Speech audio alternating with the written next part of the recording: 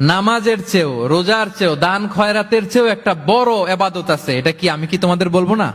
সাহাবারা তো অবাক, নামাজের চেয়েও বড় ইবাদত, রোজার চেয়েও বড়, দানের চেয়েও বড়। ক্বালু বালা ইয়া রাসূলুল্লাহ।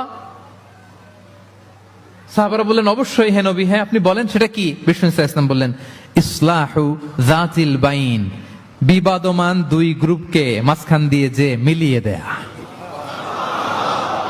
নামাজের চেয়েও বড়, রোজার চেয়েও, সাদাকার চেয়েও বড়, মিলায় দেওয়া। আমরা মনে করি সেজদা দিতে দিতে কপালে দাগ ফেলে দিছি, এটাই তো বড় ইবাদত। এটা তো নিঃসন্দেহে বড় ইবাদত।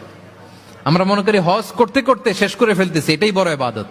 জিকির করতে করতে আমরা দিন রাত এক করে ফেলতেছি, এগুলো তো নিঃসন্দেহে ইবাদত। কিন্তু দুই ভাই বিবাদমান দুই গ্রুপের মধ্যে আপনি যদি মিলিয়ে দেন, এগুলো নফল রোজা, নফল দান, নফল সালাতের চেয়ে বেশি সওয়াবের কাজ। পড়েন সুবহানাল্লাহ।